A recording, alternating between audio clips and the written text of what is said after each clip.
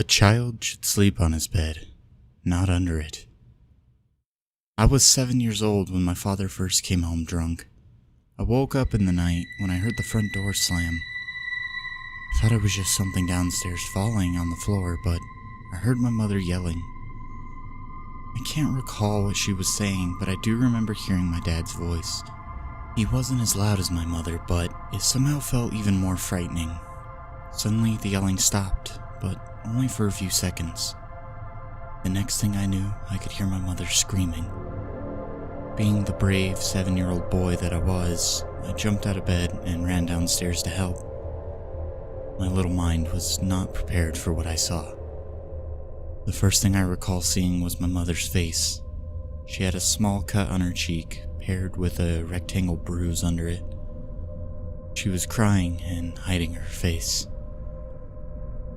My attention was then pulled up to my father. He was standing over my mom, holding a large leather belt and an unbelievably angry face. With a large crack, he brought the belt down on my mother's back. She yelled out in pain and reached behind her to hide her back, only to take another hit to the face, leaving another cut. As a child, I always believed that I could be a superhero, and this was my opportunity to stop my father and save my mom. I jumped at him and grabbed his arm, and that was the last thing I remember for that night. I woke up feeling plenty of pain on both my face and my back. My shirt was torn and all vision in my left eye was blurry.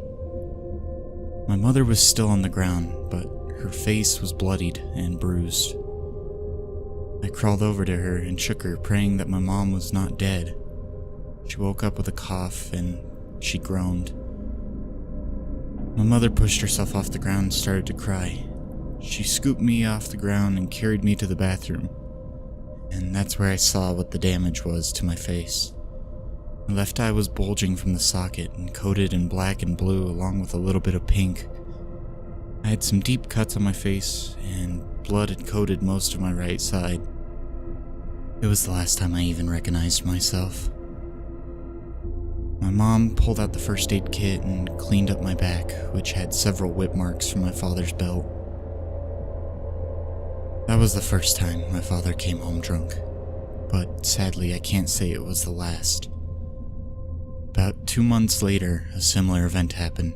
The yelling, the cracking sounds of the belt, but this time I was just too afraid to even leave my bed. For the first time in my life, I acted like the kid at my age, afraid of a threat. I heard my mother screaming after every crack of the belt. I heard a loud thump and then it was quiet. I thought about leaving my bed right then and there, but I was just too frightened. I managed to swallow my fear after nearly 15 minutes and jumped out of my bed. I crept to my bedroom door and poked my head out, and my dad, he was just standing there, a belt in his hand and a grin that could only be described as demonic. I tried to tuck my head back in before he saw me, but it was just too late. He told me to leave my room and come to him. I was so scared, but I never stood a chance. Next thing I knew, he grabbed my arm and threw me on the floor. I felt 8 strikes on my back. Each one was powerful enough to take my breath away. I could feel my back get wet with blood, and as ashamed as I am to admit it, I felt my trousers get wet with urine. My father stopped hitting me after that, but he wasn't done quite yet. He grabbed me by my leg and dragged me back into my bedroom before promptly picking me up and throwing me on my bed. Pain started to kick in, and that was the last thing I remember. These beatings went on for months, 14 to be exact. They only stopped just 3 days after my 9th birthday. He only beat us about once a month or so, and they did get less brutal than the first two, but they were still scarring nonetheless. On this particular night, I hadn't been feeling very happy. My temper had been pretty chaotic, and I found myself getting angry at even the littlest of things. I hadn't heard my father come into the home, but I woke with a start when I heard him beating my mother again. In fear, I had decided that sleeping under the bed was the safest option. It was crowded down there with all sorts of junk, and I had used it as a hiding spot before. He hadn't found me then, but he was starting to get wiser.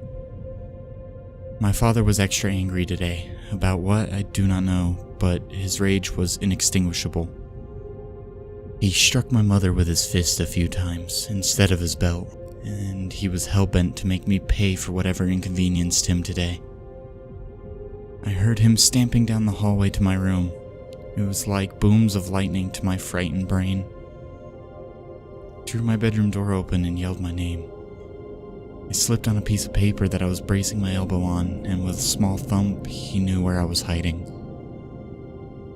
He crawled over and peered under the bed, seeing my fear-ridden eyes glistening in the dark. This is where things went a bit hazy for me, but after thinking about it for every night for 10 years, I think I finally know what happened. A strong hand reached under and managed to get a grasp on my leg. He started to pull me out from under, and I grasped for anything I could get my hands on. The last words he uttered to me were, "After you, I'm gonna kill your mother." My body filled with fury, and I felt something firm fill my hand.